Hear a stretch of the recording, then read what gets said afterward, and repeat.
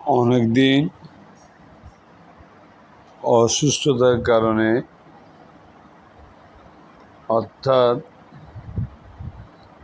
কাজের কারণে আমি অনেক ভিডিও তোমাদেরকে পোস্ট করতে পারি নাই। দীর্ঘদিন যাবৎ কাজ ছিল, কথা বলতে পারতাম না, কথা বলতে গেলে কাজ চলে আসতো, এখনও মাঝে মধ্যে হয়। তাই আমি অনেকগুলো ভিডিও আপনাদের মাঝে উপস্থাপন করি নাই। কি সুন্দর একটা পরিবেশ! এই পরিবেশে আমরা আমাদের বন্ধু বান্ধবদেরকে অথবা ফ্যামিলি মেম্বারদেরকে অথবা আত্মীয় স্বজন বেড়াতে আসলে তাদেরকে নিয়ে এই সুন্দর সমুদ্র উপকূলীয় এলাকায় ঘুরতে আসি। সমুদ্র উপকূলীয় এলাকায় ঘুরতে আসলে নিজের কাছে অনেক ভালো লাগে এবং বিভিন্ন ধরনের মানসিক চিন্তাগুলো দূর হয়। এই জন্য আমাদেরকে কর্মের পাশাপাশি অবসর বিনোদনের মধ্যে মাঝে মধ্যে ঘুরতে হবে, তাহলে আপনার শরীর মন দুইটাই ভালো থাকবে। প্রতিনিয়ত অক্লান্ত শ্রম দিয়ে যাচ্ছি আমরা, কিন্তু শান্তি খুঁজে পাই না অনেক সময়। এই শান্তির খোঁজার জন্য আমরা এখানে বিভিন্ন প্রাকৃতিক দৃশ্য দেখে নিজেদের এই ক্লান্তিটা দূর করি।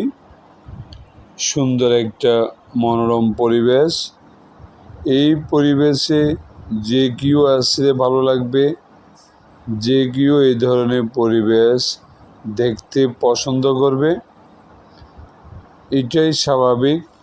কিন্তু আমরা গর্বিত বোধ করি যে আমাদের এলাকার দৃশ্যগুলো দেখার জন্য দূর দূরান্ত থেকে অনেক পর্যটক অনেক টাকা খরচ করে তারা আমাদের এই ধরনের প্রাকৃতিক দৃশ্যগুলো দেখতে আসে। এটার জন্য আমরা গর্বিত। আমাদের এলাকার জন্য এক সুন্দর পরিবেশ। এইটা আমরা বলতাম সুইচ গেট। এই সুইচ গেটে অনেক ঘটনা শৈশবে আমাদের ছিল। আমাদের বাড়ির দক্ষিণ পাড়ার একজন বেড়াতে এসে এই সুইচ গেটে জোয়ারের সময় পড়ে গিয়েছিল। পরবর্তীতে সে মারা গিয়েছিল। তার লাশটা এই সুইচ গেটে অনেক আগে কথা। তখন আমরা বিশেষ করে কলেজে লেখাপড়া করি মনে হয়, বা আরও পরে হইতে পারে, অথবা কোনো জব করি। এই ধরনের সময়ে এই সুইচ গেটটা দেখলাম, ভয়ও লাগে। এই সুইচ গেটটা, এটা জোয়ারের সময় এখানে পানিগুলো বাড়ি দিকে যায়। দেখেন, এখন সুইচ গেটে অনেকজনে জাল মারে মাছ ধরে।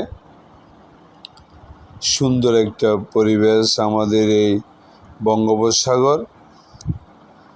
এই বঙ্গোপসাগরে যত দেখি ততই মুগ্ধ হই, এবং এই ধরনের পরিবেশ বা এই ধরনের স্থান খুবই কমই দেখা যায়।